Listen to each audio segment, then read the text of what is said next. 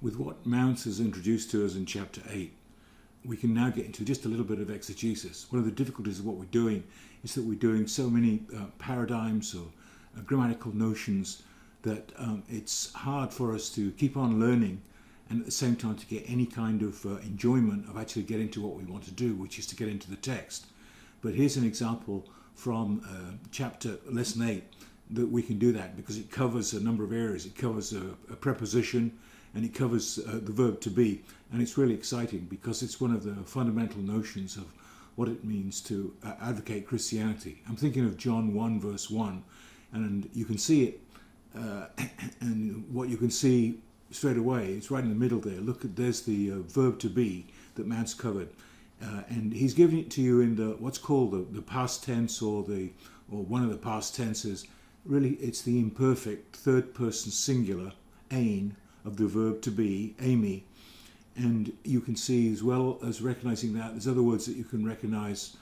Well, the preposition, you can see the preposition en there, and you notice with the iota subscript on ake, it takes the dative case, so that's a locative motion of place. Ake, which was part of the vocabulary of this week, is beginning, so therefore in the beginning, Mounce covered that there doesn't necessarily have to be te in there because it's a feminine noun. The article is left out, but the prepositional phrase in the beginning then literally was, and then you get the second declension masculine noun logos, the word. In the beginning was the word. All right, kai, and that's a connective. Hologos, the word. Nominative, masculine, singular. Here's the third person singular, third person imperfect of the verb to be, eimi. The word was. So was what? Well, the word was. Here's you get the prepositional phrase that's so interesting. Pros ton theon. The second declension masculine noun theos. Here accusative masculine singular, which fits the preposition pros, which takes accusative, meaning what? Literally, and the word was towards the God, or towards God. And then kai theos, and connective again. And this is a really difficult phrase in some respects. If you meet a really good Jehovah's Witness, he or she can really put you through it until you've come across Colwell's rule, or the basic idea of that if there are two nouns that are used as a complement with the verb to be, then the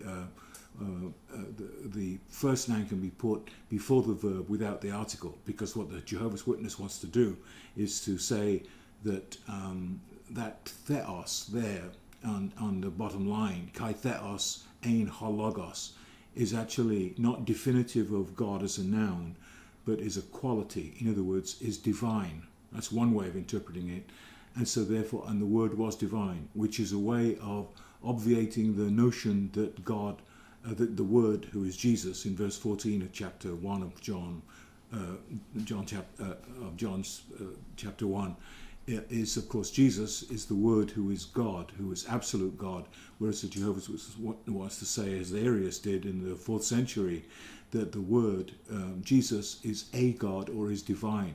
So you can get that in two ways. One is looking at the notion of theos as an adjective, as being divine, which doesn't work. Or you could say, there's no article before theos, so therefore what it must be is that it's indefinite, because if there's no article, then it can be indefinite, a or an, and so on. But scholars have argued that's not the case. I don't want to get into that because it's too complicated at this point.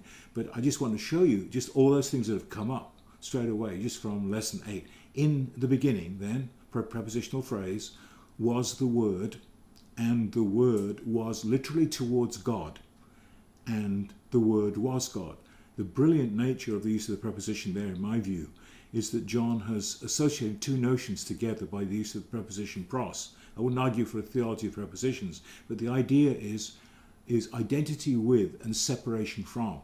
Because in the latter part, at the end of that verse, then you have identity with, because the word is God, was with God, the word is God, but then you have separation from, because the word is towards the God, and towards God means separation from, but association with and fellowship. So it's a way of setting up that whole gospel where you've got the notion, if I can put it in sort of blunt terms, that Jesus is God, but there's more to God than Jesus. In other words, the Father is God, the Holy Spirit is God, etc. But the primary notion in John's Gospel is that Jesus is divine. Chapter 1, verse 1, chapter 20, 28, when Thomas says, "My Lord and my God," looking at Jesus.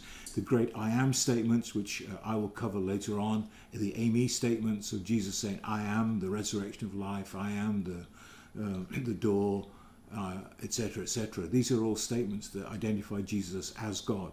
So I hope there's just a little tinge here of exegesis on these statements that have come straight out of Mount's lesson 8 today, give you just a little bit of excitement in the sense of this is what all this can lead to. It actually leads to grassroots exegesis from which we get the meaning of what our doctrine, of our understanding, in this case, of who Jesus is. Thanks.